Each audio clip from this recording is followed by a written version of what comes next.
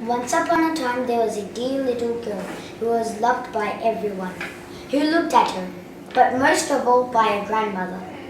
And there was nothing that she would not have given to the child. Once she gave her a little cape of red velvet, which suited her so well that she would never wear anything else, so she was always called Little Red Riding Hood. One day her mother said to her, "Come here, this piece of cake full of juice. Take her to Grandma. She is ill and weak, and it's very to the good. Set out before it gets hot, and when you walk nicely in the forest. Don't run off the grass and follow with the bottle. And when you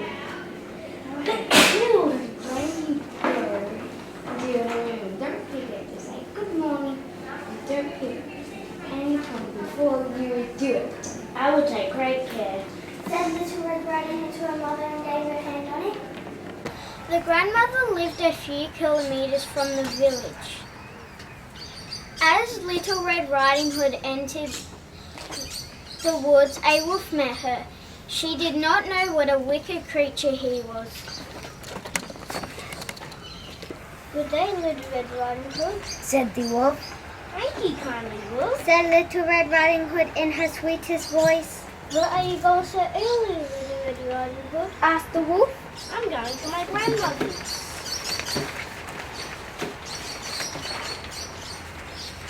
said Little Red Riding Hood with a smile in her voice. "And what have you got in your pocket?" asked the wolf in as kindly a voice as he could muster. "Cake and juice. Yesterday was baking day, so poor sick grandmothers have to have something good to make her stronger," explained Little Red Riding Hood politely. "Where does your grandmother live, Little Red Riding Hood? A few kilometres further into the woods. Her house stands under the 3 large oak trees. The nut trees are just below. You surely must know it." The wolf thought to himself, "What a tender young creature. What a nice plum. Mouthful, she will be better to eat than the old woman. I must act carefully so as to catch both." "See, Little Red Riding Hood, how pretty the flowers are about here. Why do you not look around? I believe too that you do not hear how sweetly the little birds are singing. You walk around as if you were going to school, while everything else out here in the wood is amazing." Little Red Riding Hood raised her eyes, and when she saw the sunbeams dancing her here and there through the trees and pretty flowers growing everywhere, she thought, "Suppose I could take Grandmother Fresh Daisy. That would please her too. It is so early in the day that I shall still get there in time." And so she ran from the path into the woods to look for flowers. And whenever she picked one, she found that she saw a still prettier one farther on and ran after it, and so got deeper and deeper into the woods. Meanwhile, the wolf ran straight to the grandmother's house and knocked at the door. "Who's there?" "Little Red Riding Hood. I'm bringing cake and juice. Open the door." "Lift the latch," called out the grandmother. "I am too weak and cannot get up." The wolf lifted the latch, the door sprang open, and without saying a word, he went straight to the grandmother's bed and locked her in the cupboard. Then he put on her clothes, dressed himself in her hat, laid himself in bed, and closed the curtains. "Good morning." She received no answer, so she went to the bed and opened the curtains.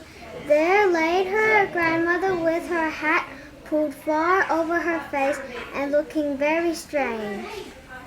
"Oh, Grandmother," she said, "what big ears you have." But better to hear you is my child. But grandmother, what eyes you have. But better to see you is my dear.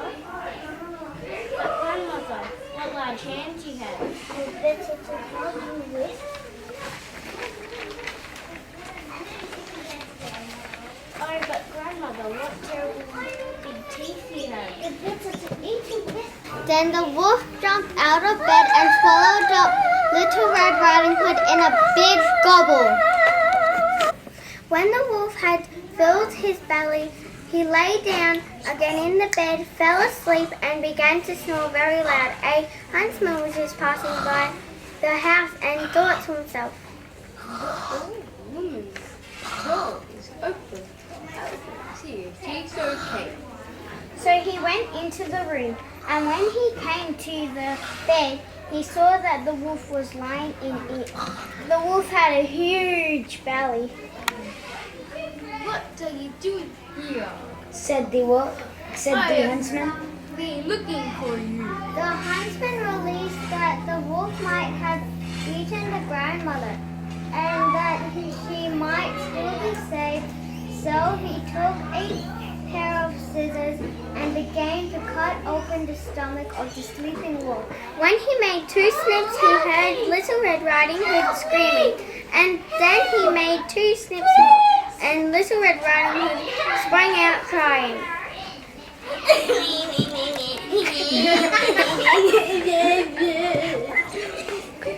How gross it is to be inside the wolf's belly. And after that the grandmother came out alive. Also Little Red Riding Hood, however, quickly fetched great stones, with which they filled the wolf's belly.